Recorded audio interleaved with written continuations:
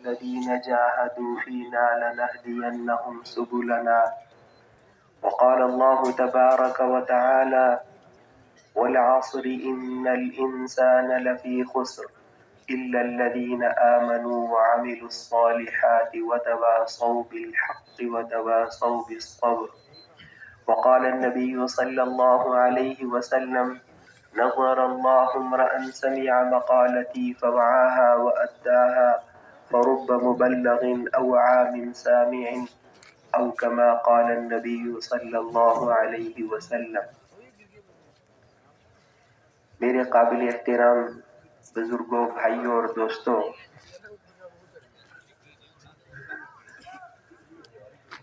اس وقت اللہ جل شانہ کتنے خوش ہوں گے اللہ کے دین کی بات کو سننے کے لیے، دین کی فکر کے لیے، اپنی ذمہ داریوں کو سمجھنے کے لیے کہ ہماری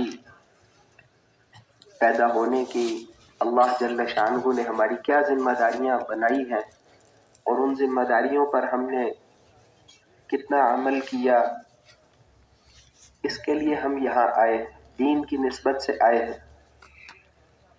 ایک صحابی حضرت قبیصہ رضی اللہ عنہ ایک دین کی بات سیکھنے کے لیے آپ کے پاس آئے تھے، تو آپ نے ارشاد فرمایا تھا کہ تم گھر سے میرے پاس آئے ہو، جس درخت، پتھر اور ڈھیلے کے پاس سے گزر کے آئے ہو ان سب نے تمہارے لیے استغفار کیا۔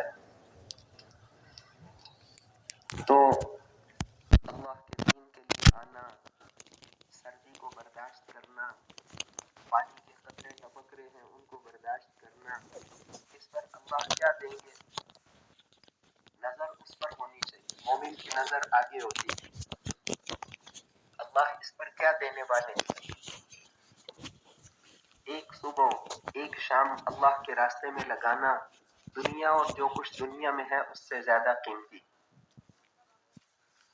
اگر کسی آدمی کو ساری دنیا کی گاڑیاں، صرف لاہور کی نہیں، پورے پنجاب کی نہیں، پورے پاکستان کی نہیں، 6 بر اعظموں کی ساری گاڑیاں اور سارے جہاز اور ساری فیکٹریاں اور سارا سونا چاندی اور سارے کپڑے اور سامان مل جائیں، اور بعض محدثین نے فرمایا کہ اس حدیث کا مطلب یہ ہے کہ اگر ساری دنیا کی چیزوں کا مالک بن کر ان کو صدقہ کر دے تو اللہ کے راستے کی ایک صبح ایک شام کا اجر اس سے زیادہ ہے۔ ساری دنیا کے سامان ہمیں مل جائیں، یہ ایک صبح ایک شام کی قیمت اس سے زیادہ ہے۔ ایک سبحان اللہ کی قیمت اس دنیا میں پوری نہیں آ سکتی۔ ایک سبحان اعمال کا اجر آخرت میں ملے گا، اس لیے کہ یہ دنیا ہے ہی بہت چھوٹی، آخرت میں بدلہ ملے گا۔ یہ دنیا بہت چھوٹی ہے، ایک سبحان اللہ کی قیمت اس دنیا میں پوری نہیں آتی۔ ایک نماز کے سجدے پر 7 آسمان زمین سے زیادہ بدلہ دیں گے۔ ابھی ہم نے فجر کی نماز پڑھی، اس میں اس کا بدلہ دنیا میں بھی دیں گے، قبر میں بھی دیں گے، حشر میں بھی دیں گے، آخرت میں بھی دیں گے، جنت میں جا کے کروڑوں سال گزر جائیں گے پھر بھی اس کا بدلہ ملے گا۔ دنیا کی محنتوں کا بدلہ ایک دفعہ ملتا ہے، ایک دفعہ گندم لگائی، بس اس کے کاٹنے کے بعد اگلے سال پھر ساری محنت کرنی پڑے گی، پھر ہل چلانا پڑے گا، پھر ساری محنت کرنی پڑے گی۔ اسی طرح جو بھی فصل ہو اس کی ساری محنتیں، دنیا کی ہر محنت اس کا بدلہ ایک دفعہ ملتا ہے، اور ایمان اور اعمال کی محنت کا بدلہ لاکھوں کروڑوں دفعہ دیں گے۔ ایک ایک عمل کا بدلہ لاکھوں دفعہ دیں گے، بار بار دیں گے۔ وہ چند نوجوان ایمان کو بچانے کے لیے گھروں سے نکلے تھے، اصحاب کہف، اللہ نے خوش ہو کر ان کا ذکر قرآن پاک میں کیا، قیامت تک پڑھا جائے گا۔ تو جو ایمان کو پھیلانے کے لیے نکلیں گے وہ تو ان کا اجر ان سے زیادہ ہوگا۔ حضرت موسیٰ علیہ السلام اور خضر علیہ السلام یہ دونوں جا رہے تھے، راستے میں ایک دیوار گر رہی تھی، انہوں نے ٹھیک کر دی، اور وجہ یہ بتائی کہ اس کے نیچے 2 یتیم بچوں کا مال تھا، ان کا باپ نیک آدمی نہیں تھا، ان کا جو 7ویں پشت میں دادا تھا وہ نیک آدمی تھا۔ اس کے اعمال کی وجہ سے اللہ جل شانہ نے ان بچوں کے مال کی حفاظت کی کہ اس دیوار کو سیدھا کر دو، یہ بچے چھوٹے ہیں، بڑے ہوں گے تو ان کو یہ مال ہم دیں گے، ساتویں پشت کے دادے کی نیکی کی وجہ سے۔ تو جو وہ تو نفلی اعمال کرتا تھا، جو فرائض کی محنت کرے گا اس کو اللہ کتنا نوازیں گے۔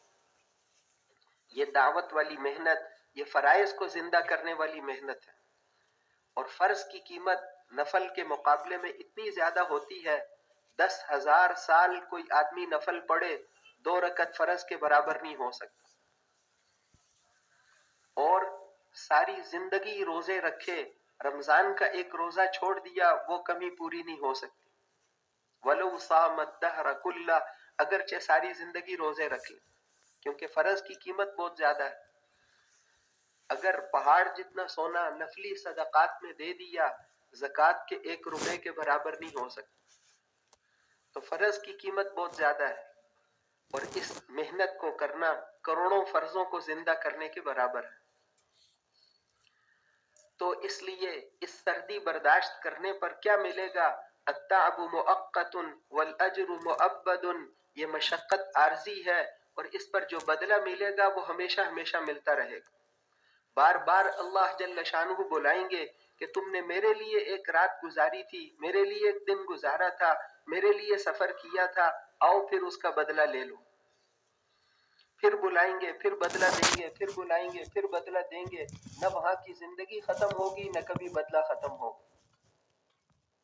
التعب مؤقت والاجر مؤبد، یہ مشقت عارضی ہے، نیکی کو کبھی تکلیف کی وجہ سے زندگی میں نہ چھوڑنا کہ یہ مشقت تو قطرے جتنی ہے، اس پر جو اجر ملنے والا ہے وہ سمندروں سے بھی زیادہ ہے۔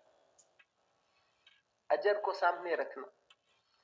لیکن دین کی بات ہم سن رہے ہیں، اس کے آداب ایسے ہیں جیسے نماز کا ادب ہوتا ہے، اس لیے چست ہو کر، چست آدمی اللہ کو پسند ہے، چست آدمی ہمت سے بات سننا، دین کو ان باتوں کو اپنے اندر بھی لائیں گے اور ساری دنیا میں دین کی بات کو پہنچائیں گے انشاءاللہ۔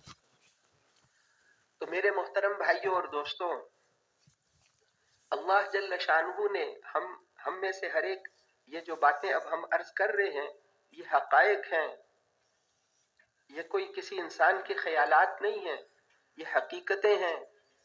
جیسے دن کا سورج روشن ہوتا ہے، ایسے یہ بھی حقائق ہیں جو اللہ اور اس کے رسول نے بتائے ہیں، ایک دھاگے جتنا بھی فرق نہیں ہوگا۔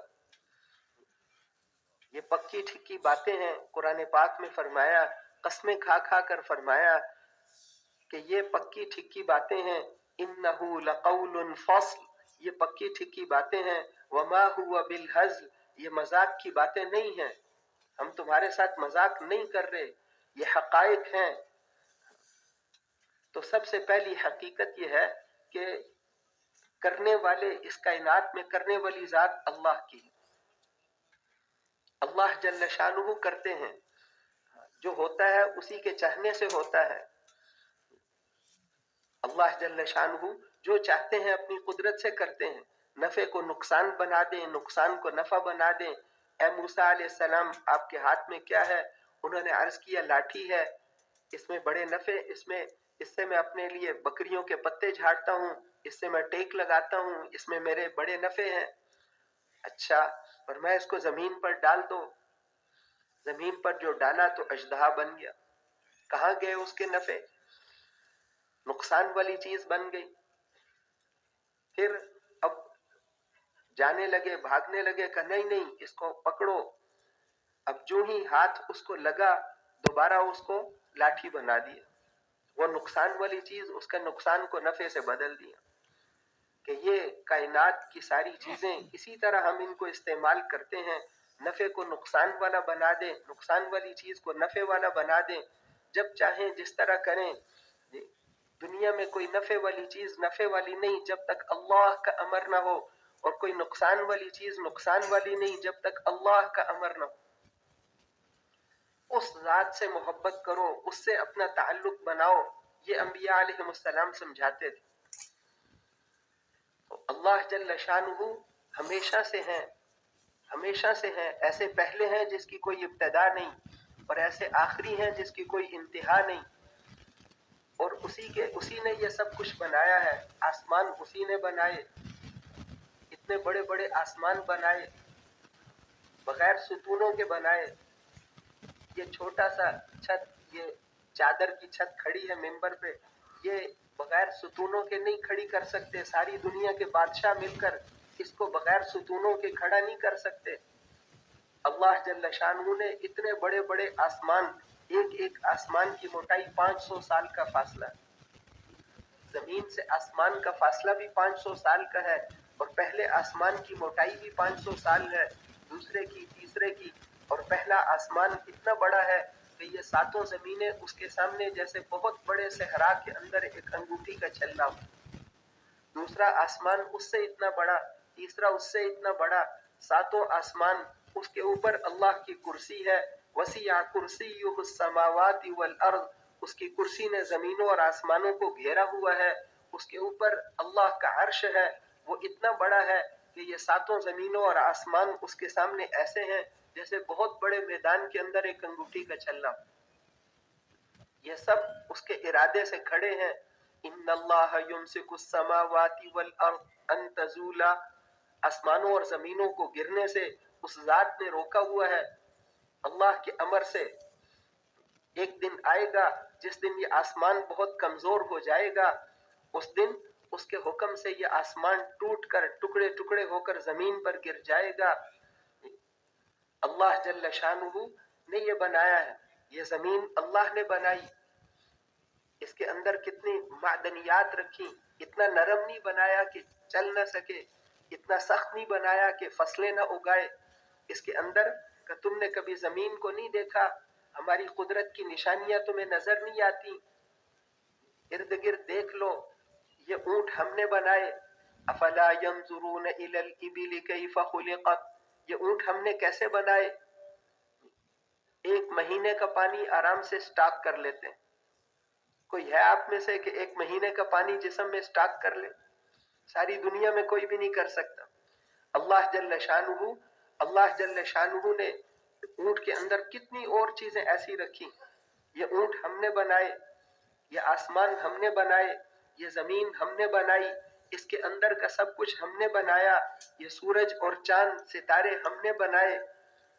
سورج بھی چل رہا ہے، چاند بھی چل رہا ہے، لیکن ایک دوسرے سے ٹکرا نہیں سکتے. للشمس ينبغي لها ان تدرك القمر ولا الليل سابق النهار، یہ سورج اور چاند ایک دوسرے سے ٹکرا نہیں سکتے، اور رات اور دن کا نظام آگے پیچھے نہیں ہو سکتا. ذلك تقدیر العزیز العلیم، یہ اس قدرت والی ذات کی کاریگریاں ہیں. کتنے بڑے بڑے سیارے بنائے، کتنے بڑے بڑے ستارے بنائے. یہ تو جو انسانوں کی نظر میں آ گئے. یہ ہم جس دنیا میں رہتے ہیں، ایسی یہ ایک کہکشاں کے ایک کونے میں پڑی، یہ سورج چاند ستارے جو ہمارے ہیں، یہ تو ایک کہکشاں کا ایک حصہ ہے. ایسی کتنی کہکشانیں بنائیں، کتنے بڑے بڑے ایسے سیارے ہیں، ایسے ستارے ہیں کہ یہ سورج ان کے سامنے بہت چھوٹا ہے. یہ سورج جو اس زمین سے 13 لاکھ گنا بڑا سورج ہے، اس کو اللہ روزانہ نکالتے ہیں اور روزانہ لاتے ہیں. والشمس تجری لمستقر لها، یہ سورج اپنے محور میں چلتا ہے. اور ایسے ایسے ستارے ہیں کہ یہ سورج ان کے سامنے جیسے سورج کے سامنے یہ زمین ہے، اس سے بھی زیادہ چھوٹا ہے. کتنے نوری سال کا فاصلہ ان میں ہے، اور یہ ساری چیزیں اللہ نے بنائی ہیں، اللہ جل شانہ نے بنائی ہیں. ھذا خلق اللہ فارونی ماذا خلق الذین من دونی، یہ سب کچھ تو اللہ کا بنایا ہوا ہے، ہمیں دکھاؤ تو صحیح کسی اور نے بھی کچھ بنایا ہو. اللہ نے بنایا ہے. پھر ساری چیزیں گنوانے کے بعد پھر فرمایا کہ چلو تم باہر کی چیزوں کو نہیں دیکھتے تو اپنی ذات میں ہی غور کر لو، اپنی ذات میں ہی غور کر لو. تمہارے اندر ہم نے کتنی چیزیں رکھی ہیں. ایک بچہ پیدا ہوتا ہے، کروڑوں کی جائیداد اپنے ساتھ لے کر آتا ہے. اللہ جل شانہ نے دماغ بنایا، اس کا دایاں حصہ وہ جسم کے بائیں حصے کو چلاتا ہے، اور بایاں حصہ دائیں حصے کو چلاتا ہے. اگر اس میں ایک رگ بھی بند ہو گئی، اگر 1 منٹ اس کے اندر آکسیجن نہ جائے تو آدمی کی موت ہو جائے. دائیں طرف کے حصے میں کوئی کمی آئی تو پورا بایاں جسم کا حصہ کام نہیں کرے. بائیں طرف کے حصے میں کمی آئی تو دائیں طرف والا جسم کام نہیں کرے. یہ سانس کی نالی منہ میں، سانس کی نالی پہلے ہے، کھانے کی نالی بعد میں ہے. کتنا خطرے میں ہم کھانا کھاتے ہیں. اگر وہ ایک لقمہ کھانے کا سانس کی نالی میں چلا گیا تو یہ اس کی موت کا دن ہوگا. پانی اس میں چلا گیا تو بھی اللہ جل شانہ کیسے حفاظت کر رہے ہیں، کیسے ہر وقت ہمیں ہر سیکنڈ میں ماں کے پیٹ میں بچے کو کیسے بنایا، کتنی اندھیریوں کے اندر بنایا. یخلقکم فی بطون امہاتکم خلقا من بعد خلق فی ظلمات ثلاث. 3 اندھیروں کے اندر. دنیا کا کوئی انجینئر اندھیرے میں کوئی مشین نہیں بنا سکتا. بڑے سے بڑا کوئی انڈسٹری والا وہ اندھیرے میں اپنی فیکٹری کو نہیں چلا سکتا. اندھیرے میں کوئی کسی ورکشاپ میں کام نہیں ہوتا. اللہ نے 3 اندھیریوں کے اندر اس کو بنایا. ذالکم اللہ ربکم، یہ تمہارا پروردگار ہے، اس کو چھوڑ کر کدھر جاتے ہو؟ تو اللہ جل شانہ نے انسان کو بنایا ہے. ثم خلقنا النطفة علقة فخلقنا العلقة مضغة فخلقنا المضغة عظاما فكسونا العظام لحما ثم أنشأناه خلقا آخر فتبارك الله أحسن الخالقين. ہم نے ایک قطرے سے کیسے انسان کو بنایا، اور پہلے انسان کو مٹی سے بنایا. وَمِنْ آيَاتِهِ أَنْ خَلَقَكُم مِّن تُرَابٍ ثُمَّ إِذَا أَنْتُمْ بَشَرٌ تَنْتَشِرُونَ. اس کی قدرت کی نشانیوں میں سے ہے کہ ایک مٹی سے تمہیں چلنے پھرنے والا انسان بنا دیا. مٹی سے چلنے پھرنے والا انسان بنا دیا. ہے کوئی کرنے والا؟ فرماتے ہیں قرآن پاک میں، جھنجھوڑتے ہیں، اللہ الذی خلقکم ثم رزقکم ثم یمیتکم ثم یحییکم. اللہ وہ ذات ہے جس نے تمہیں پیدا کیا، تمہیں سب کچھ روزی کے جتنے بھی سامان ہیں اسی نے دیے ہیں. پانی اسی نے، سانس اسی نے، ساری چیزیں اسی نے، ہوائیں اسی کی، سب کچھ اسی کا. پھر تمہیں مارتے ہیں، پھر دوبارہ تمہیں زندہ کریں گے. هل من شرکائکم من یفعل ذلک شیء من ذلک شیء. کیا تمہارے شرکاء میں سے، تمہارے بڑوں میں سے کوئی اور ہے جو یہ کر سکتا ہو؟ کوئی ہے کر کے دکھانے والا؟ ایک مکھی بھی نہیں بنا سکتے. تم ساری دنیا کے انسان جمع ہو جاؤ، ایک مکھی میں روح نہیں ڈال سکتے، ایک انسان کے اندر روح نہیں ڈال سکتے.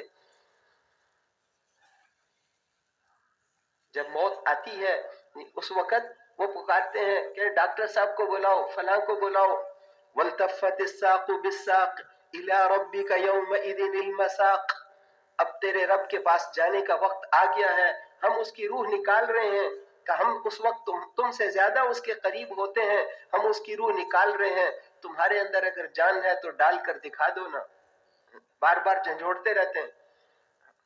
تم اگر کر سکتے ہو تو لا کر دکھا دو نا. آخرت میں بھی فرمائیں گے جمعناکم والاولین. تم سب کو آج ہم نے جمع کر دیا. آدم علیہ السلام سے لے کر آخری انسان تک جتنے انسان پیدا ہوئے ہیں یہ سارے میدان محشر میں جمع ہوں گے، اور جتنے انسان اور جنات ہیں یہ سارے کے سارے جمع ہوں گے. پھر اللہ جل شانہ فرمائیں گے جمعناکم والاولین فإن کان لکم کید فکیدونی. تم سارے مل کر میرے خلاف کچھ کر سکتے ہو کرو، کوئی تدبیر کر لو. ہاں تو نبی بھی کہیں گے اللہ آج ماں کا بھی سوال نہیں کرتا، بخشش فرما دے، نفسی نفسی. وہاں تو نبی بھی نفسی نفسی کہیں اللہ کسی کا سوال نہیں کرتا. وہ تو صرف حضرت محمد الرسول اللہ صلی اللہ علیہ وسلم ہوں گے جو اس وقت امتی امتی فرمائیں. تو میرے محترم بھائیوں اور دوستوں، اس اللہ سے تعلق بنانا جس کے قبضہ قدرت میں سب کچھ ہے، وہ حالات کو کیسے ٹھیک کرتے ہیں؟ بڑی قدرت والے ہیں، دوبارہ بھی زندہ کریں گے. مکے والے کہتے تھے کہ جب ہم مر جائیں گے، ہڈیاں بن جائیں گے، پھر ہم دوبارہ کیسے زندہ ہوں گے؟ تو اللہ جل شانہ نے فرمایا کہ ہڈی کو زندہ کرنا تو آسان ہے، اس میں پہلے بھی ہڈی تھی. تم پتھر بن کر دکھا دو، لوہا بن کر دکھا دو، قل کونوا حجارۃ او حدیدا، تم لوہے اور پتھر کے بن کر دکھا دو، یہ کوئی ایسی چیز بن جاؤ جس کو زندہ کرنا تمہارے خیال میں لوہے اور پتھر سے بھی زیادہ مشکل ہو، ہم اس کو بھی دوبارہ زندہ کر دیں۔ تو اللہ کی قدرت کو تم نے کس پر قیاس کر لی؟ اللہ بڑی قدرت والے ہیں۔ ایک سردار ہڈی لے کر آیا پرانی اور اس کو ایسے مسل دیا، اس کو پھونک ماری، اڑ گئی۔ حضور صلی اللہ علیہ وسلم کو اس نے کہا کہ اب بتاؤ، اس کافر سردار نے کہا کہ اب عاص اس کا نام تھا، ان کا یہ اب اس کو کون زندہ کرے؟ تو اللہ جل شانہ نے آیتیں نازل فرمائی، ضرب لنا مثلا ونسی خلقہ، ہمارے لیے مثالیں بیان کرتا ہے، اپنی پیدائش کو بھول گیا ہے۔ قال من یحیی العظام وہی رمیم، ان بوسیدہ ہڈیوں کو کون زندہ کرے گا؟ قل یحییھا الذی انشأھا اول مرہ، آپ فرما دیجئے نا، اس کو وہ ذات زندہ کرے گی جس نے اس کو پہلی دفعہ بنایا تھا، اور وہ ہر طرح کے پیدا کرنے پر واقف ہیں، قادر ہیں، خوب جانتے ہیں۔ بلا قادرین علی ان نسوی بنانا، یہ انگلیوں کے پورے کی لکیروں میں بھی تبدیلی نہیں آئے گی، ہم اسی جسم کو تمہارے قیامت کے دن اٹھائیں گے، یہ ساری دنیا کے انسانوں کو ہم دوبارہ زندہ کریں گے، جس کی لاش بھی دنیا میں نہیں ملی تھی، جو سمندر میں ڈوب گیا تھا، جس کو ایٹم بم سے مار دیا تھا، دنیا میں جس کا جسم بھی نہیں ملا تھا، اس کو بھی ہم قیامت کے دن زندہ کریں گے۔ قل ان الاولین والآخرین لمجموعون الی میقات یوم معلوم، تمہارے اگلے اور تمہارے پچھلے یہ سارے میدان محشر میں جمع ہوں گے، ان ساروں کو ہم جمع کریں گے۔ قد علمنا ما تنقص الارض منہم وعندنا کتاب حفیظ، زمین کے کس حصے میں کس انسان کے جسم کے ٹکڑے کہاں کہاں ہیں اللہ کو خوب معلوم ہے، اللہ جل شانہ کو معلوم ہے، اس کو وہیں سے ہم اٹھائیں گے، قیامت کے دن انسان کو اٹھائیں گے، ان ساروں کو جمع کریں گے۔ کتنی دیر لگے گی؟ وما امرنا الا واحدۃ کلمح بالبصر، آنکھ بند کر کے کھولنے میں دیر لگتی ہے، ہمارے حکم پورا ہونے میں اتنی دیر بھی نہیں لگی۔ اللہ جل شانہ ساری دنیا کے انسانوں کو جمع کریں گے اور پھر ساری دنیا کا حساب کتاب آدھے دن میں لے لیں گے، آدھے دن میں ساری دنیا کا حساب کتاب۔ تو اللہ جل شانہ بڑی قدرت والے ہیں، وہ جو چاہتے ہیں وہ ہوتا ہے، اس لیے فرمایا وَإِن يَمْسَسْكَ اللَّهُ بِضُرٍّ فَلَا كَاشِفَ لَهُ إِلَّا هُوَ، اگر اللہ تمہیں کوئی تکلیف پہنچانا چاہیں تو اللہ کے علاوہ کوئی اس کو دور نہیں کر سکتا، ہم جلدی دور کریں تو جلدی دور کر دیں، دیر سے کریں تو دیر سے کریں، کریں نہ کریں تو نہ کریں، لیکن ہمارے علاوہ پوری کائنات مل کر، فرشتے سارے انسان مل کر اس کو دور نہیں کر سکتے، اس تکلیف کو سوائے اللہ کے کوئی دور نہیں کر سکتا۔ اور جو نعمتیں اور بھلائیاں ہم تمہیں پہنچاتے ہیں اس کو کوئی اللہ جو تمہیں نعمت دینا چاہیں اس کو کوئی روک نہیں سکتا۔ حضرت عمر رضی اللہ عنہ اکثر منبر پہ دو شعر پڑھا کرتے تھے، خفض علیک فإن الامور بکف الالہ مقادیرها، کہ اپنے آپ کو پریشان نہ کیا کرو، فلاں افسر نے مجھے پیچھے کر دیا اور فلاں ٹیچر نے مجھے آگے کر دیا، کوئی کسی کو پیچھے کر نہیں سکتا اور کوئی کسی کو آگے کر نہیں سکتا، یہ اعمال کی وجہ سے حالات آتے ہیں اور حالات رب العالمین کی طرف سے آتے ہیں۔ هون علیک فإن الامور بکف الالہ مقادیرها، معاملات تو اللہ کے ہاتھ میں ہیں۔ فلیس یأتیک منہیها ولا قاصر عنک مامورها، جو چیز اللہ تمہیں دینا چاہتے ہیں وہ ساری دنیا مل کر تم سے روک نہیں سکتی، اور جو چیز اللہ تمہیں نہیں دینا چاہتے وہ ساری دنیا مل کر بھی تمہیں نہیں دے سکتی۔ جو اللہ چاہتے ہیں وہی ہوگا۔ کسی آدمی کے پاس حفاظت کے ہزاروں سامان ہوں اور بہت سارے باڈی گارڈ ہوں اور دنیا کا جدید ترین اسلحہ اس کے پاس ہو اور اللہ اس کو مارنے کا ارادہ کر لیں تو وہ باڈی گارڈ جو اپنی جان پر کھیل کر اس کو بچاتا تھا آج وہ خود اس کو گولی مارے گا، اس لیے کہ اس کائنات کا ہر ذرہ وہ کرتا ہے جو اللہ چاہتے ہیں، وہ نہیں کرتا جو دنیا کے انسان چاہتے ہیں۔ اور اگر کسی انسان کی موت کے ہزاروں سامان ہوں اور اللہ اس کی حفاظت کا ارادہ کر لیں تو اللہ جل شانہ حفاظت کرتے ہیں، حفاظت کرنے والے ہیں۔ حفیظ اللہ ہے، حفاظت کرنے والے اللہ ہے. آج موت کے سامان اس کی حفاظت کا ذریعہ بنیں گے، اس لیے کہ اللہ نے اس کی حفاظت کا ارادہ کیا. حضرت عیسیٰ علیہ السلام، ان کے چاروں طرف یہودیوں نے آ کر ان کو گھیر لیا، گھر کا محاصرہ کر لیا. ان کے گھر پہ پہرا دینے والا بھی کوئی نہیں، باڈی گارڈ بھی کوئی نہیں، اور چاروں طرف سے محاصرہ کر لیا. پھانسی تیار کی، آج ہم ان کو پھانسی پہ چڑھائیں گے. ایک آدمی انہوں نے اندر بھیجا گھر کے کہ دیکھ کے آؤ. اب اللہ جل شانہ ان کی حفاظت کرنا چاہتے ہیں. اللہ نے ان کے گھر کی چھت کو پھاڑا اور عیسیٰ علیہ السلام کو اٹھا کر چاند پر نہیں، چاند تو یہ لوکل گاڑیوں کا اسٹیشن ہے، اوپر آسمانوں پر پہنچا دیا. بر رفعہ اللہ الیہ، اللہ نے ان کو اپنے پاس پہنچا دی. اور وہ جو آدمی گھر کے اندر ان کا گیا تھا، اس کی شکل بدل کے عیسیٰ علیہ السلام جیسی کر دی. اب وہ اندر ڈھونڈتا رہا. اس نے واپس آ کے بتایا کہ مخبر نے خبر غلط دی ہے، عیسیٰ علیہ السلام تو اس گھر میں ہے ہی نہیں. تو انہوں نے کہا کہ تم ہی تو عیسیٰ ہو، ہم تمہیں رات کو بھی دیکھیں تو پہچان لیں گے، خوب پہچانتے ہیں. اور وہ بہت قسمیں کھاتا رہا کہ میں تو تمہارا ساتھی ہوں. انہوں نے پکڑ کے اسی کو سولی پہ چڑھا دیا. وما قتلوہ وما صلبوہ، وہ پھانسی پہ نہ انہوں نے ان کو پھانسی پہ عیسیٰ علیہ السلام کو چڑھایا نہ قتل کیا. ان کو تو اللہ نے محفوظ کر دی. اسی امت میں آخر زمانے میں وہ تشریف لائیں، لیکن آ کر پہلی نماز اس امت کے امتی کے پیچھے پڑھیں گے، یہ بتانے کے لیے کہ میں حضور کا تابعدار بن کر آیا ہوں. پھر اس کے بعد تو نمازیں پڑھائیں گے، لیکن حضور صلی اللہ علیہ وسلم کے طریقے پر، آپ کی شریعت پر چلیں. آپ کی نبوت اس وقت تک کے لیے، قیامت تک کے لیے ہے. تو اس لیے اللہ حفاظت کرتے ہیں. اللہ جل شانہ جو چاہتے ہیں اپنی قدرت سے کرتے ہیں. اپنی والدہ سے ان کو پیدا کیا، بغیر باپ کے پیدا کیا.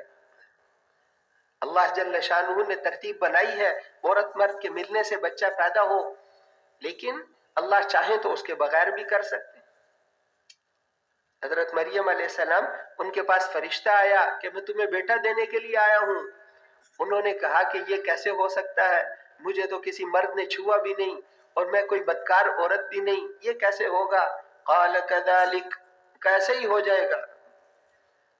قال ربك هو علي هين، یہ تو بہت آسان ہے، اللہ کے لیے بہت آسان ہے. ہم اس کو نشانی بنانا چاہتے ہیں قیامت تک آنے والوں کے لیے کہ بغیر باپ کے کیسے بیٹا دیتے ہیں. پھونک ماری، اس کے پیٹ میں حمل آ گیا. اب وہ جب پیدائش کا وقت قریب آیا تو وہ باہر چلی گئی تنہائی، اکیلی جگہ پہ جہاں کوئی بھی نہ ہو. وہاں ایک سوکھا درخت تھا کھجور کا، اس کے ساتھ ٹیک لگا کر بیٹھ گئی. کاش کہ میں اس سے پہلے ہی مر کھپ گئی ہوتی. لوگوں کو، وہ تو یہ سوچ رہی تھی لوگ کیا کہیں گے کہ بیٹا کیسے پیدا ہو گیا بغیر شادی کے. تو حضرت جبرائیل علیہ السلام آئے، تھوڑا دور بیٹھ کے، پہلے تو نظر آئے تھے، اب تو ضرورت نہیں تھی، اس لیے دور سے ہی کہا کہ اپنی آنکھوں کو ٹھنڈا کرو، بیٹا پیدا ہوگا اس کو لے کر اپنی آنکھوں کو ٹھنڈا کرو. یہ کھجور کو تھوڑا سا ہلاؤ، خشک تنا ہے، اس سے دیکھنا تازہ کھجوریں اتریں گی. اللہ کی مدد کیسے تمہارے ساتھ ہے. یہ خشک وہاں نالا تھا کہ اس میں سے دیکھو اللہ نے گرم پانی چلا دیا، پانی پیو، کھجوریں کھاؤ، اپنے آنکھوں کو بیٹے سے ٹھنڈا کرو، پھر دیکھو اللہ کے سامان. اور پریشان نہ ہو، جب کوئی بھی آدمی تمہیں دیکھے تو اس کو آپ چپ ہو جانا، کہنا میں نے تو چپ کا روزہ رکھا ہے، اس بچے سے پوچھ لو، پھر اللہ اپنی قدرت دکھائیں گے. اب وہ مطمئن ہو گئی کہ اللہ نے فرشتے کے ذریعے سے پیغام بھیجا ہے.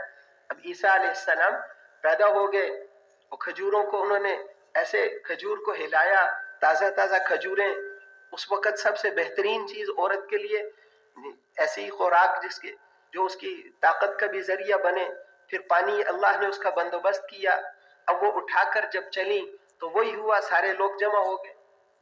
قالوا یا مریم لقد جئت شیئا فریا، اے مریم یہ کیا ہو گیا، تمہارا تو باپ بھی نیک آدمی تھا، ماں بھی بڑی نیک آدمی تھی، عورت تھی، اور تمہارا بھائی بڑا نیک آدمی تھا، پورے اتنے نیک خاندان کی عورت، یہ بچہ کہاں سے آ گیا؟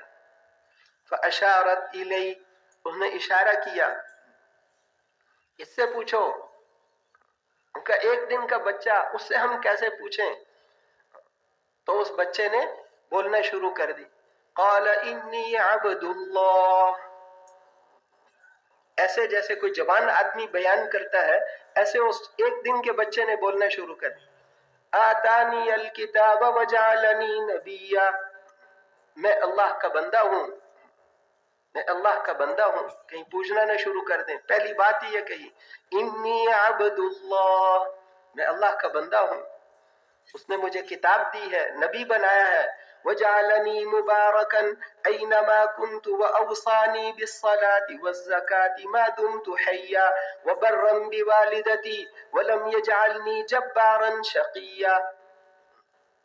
وہ تو پوری قوم کو اطمینان ہو گیا کہ یہ اللہ کی نشانی ہے، ایک دن کا بچہ تو ایسے بات نہیں کر سکتا۔ ذالک عیسی ابن مریم، یہ عیسیٰ ابن مریم ہیں، یہ اللہ کی قدرت کی نشانیاں ہیں۔ کیسے بغیر باپ کے بچہ پیدا کر دیا؟ آدم علیہ السلام کو بغیر ماں باپ کے پیدا کر دیا، اللہ کرتے ہیں، اللہ کے امر سے ہوتا ہے۔ یہ سنت بھی اللہ نے چلائی، وہ جب چاہیں تو جو چاہیں کر دیں۔ آپریشن والے کو آج بھی ٹھیک کر دیتے ہیں، دعائیں مانگنے سے اللہ جل شانہ چاہتے ہیں تو ٹھیک کر دیتے ہیں، اللہ کے چاہنے سے ہوتا ہے، اللہ جل شانہ جو چاہتے ہیں وہ کرتے ہیں۔ حضرت ابراہیم علیہ السلام کے بیوی بچے کو جنگل میں پال کر دکھایا، جنگل میں، وہاں کوئی سامان ہی نہیں، وہاں کوئی سامان ہی نہیں۔ ہمارے حضرت محمد الرسول اللہ صلی اللہ علیہ وسلم کو اسی رجب کے مہینے میں، جو پچھلا مہینہ گزرا رجب کا، اس مہینے میں آپ کو معراج کا سفر کرا۔ پہلے تو آپ طائف تشریف لے گئے، طائف والوں نے آپ کو تکلیف پہنچائی، پتھر مارے، وہاں سے واپسی پر فوراً معراج کا سفر ہوا کہ آپ لوگوں کو ہماری طرف بلاتے ہیں اور لوگ پتھر مارتے ہیں، آؤ ہم آپ کو بتائیں کہ آپ کا مقام کیا ہے، ابھی پتہ چلے۔ اب طائف سے واپسی پر اللہ نے معراج کا سفر کرا، راتوں رات یہاں سے اٹھایا اور اٹھا کر براق پہ سوار کر کے بیت المقدس پہنچا دیا۔ ابو سفیان جو مکے کے سرداروں میں سے تھے، حضور صلی اللہ علیہ وسلم نے جب خط بھیجے، حضور صلی اللہ علیہ وسلم نے سارے بادشاہوں کو خط لکھے تھے، مسلمان ہو جاؤ، کامیاب ہو جاؤ گے، دنیا میں بھی محفوظ ہو جاؤ گے، آخرت میں بھی۔ ہرقل قیصر روم اس وقت بیت المقدس میں تھا، ہرقل دو بڑے بادشاہ تھے، ایران کا اور روم کا بادشاہ وہاں آیا ہوا تھا اپنی منت پوری کرنے کے لیے۔ تو اس نے جب یہ خط آپ کا پہنچا تو اس نے کہا کہ مکے کے کوئی آدمی یہاں پر ہے تو ان کو میرے پاس لایا جائے۔ قریش کا ایک قافلہ وہاں تجارت کے لیے گیا ہوا تھا، ان میں ابو سفیان بھی تھے، وہ مسلمان نہیں تھے، کافر تھے سارے، ان کو پکڑ کر وہ لوگ فوجی ان کو پکڑ کر لے گئے۔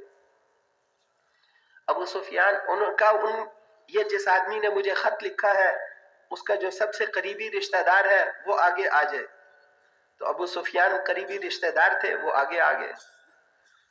تو اس نے باقیوں کو کہا تم پیچھے کھڑے ہو جاؤ، میں اس سے سوالات پوچھوں گا، اگر اس نے ٹھیک نہ بتایا تو مجھے بتا دینا، پھر میں کیا کرتا ہوں۔ وہ کیسے آدمی ہیں؟ ان کا سب سے اونچے خاندان والے ہیں، بنو ہاشم سب سے اونچا خاندان ہے۔ ان کے بڑوں میں سے کسی نے نبوت کا دعویٰ کیا تھا کہ نہیں؟ اچھا، تو وہ جو سوال پوچھتا رہا سارے نبوت کی نشانی تھے، وہ کوئی جھوٹ بھی نہیں بول، کہتے میں ڈر رہا تھا اگر جھوٹ بولا تو پھر ختم ہو جاؤں گا، اس لیے میں کوئی بات نہیں کہہ سکا۔ آخر میں ایک بات کہنے کا موقع ملا، اس نے کہا کہ وہ سچ ہی کیسے بولتے ہیں؟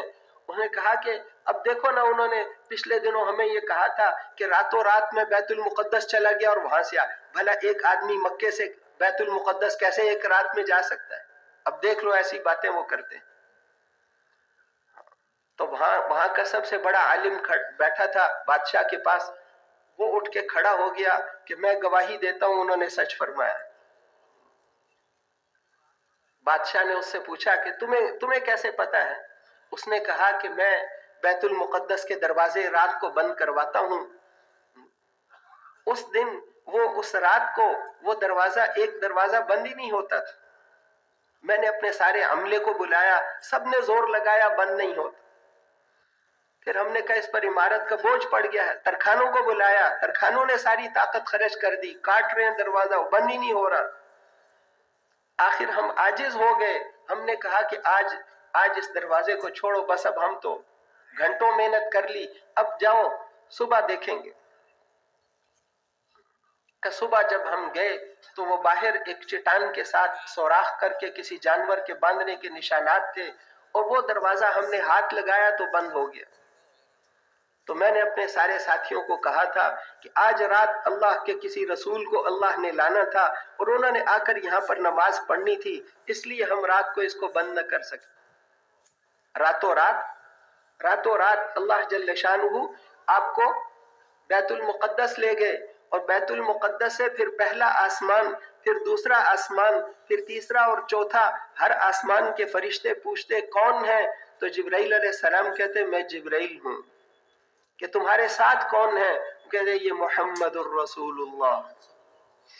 اچھا، اپنے جسم اور اپنی روح اور اپنی جاگنے کی حالت میں پوری صحت کے ساتھ، جیسے ہم سفر کر کے یہاں آئے ہیں، ایسے ہی آپ اپنی صرف خواب نہیں ہے، کوئی ایسی چیز نہیں تھی، وہ پوری ہوش و حواس کے ساتھ آپ سفر میں تھے.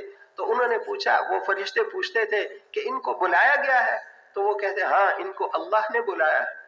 تو وہ دروازہ کھول دیتے، پھر دوسرے کا، پھر تیسرے کا، ساتوں آسمان کے اوپر وہاں سدرۃ المنتہا، وہ بیری کا درخت جس میں سونے کے پروانے گر رہے تھے، آ کر وہاں پر پہنچ کر جبرائیل علیہ السلام کو آپ نے اپنی اصلی حالت میں دیکھا.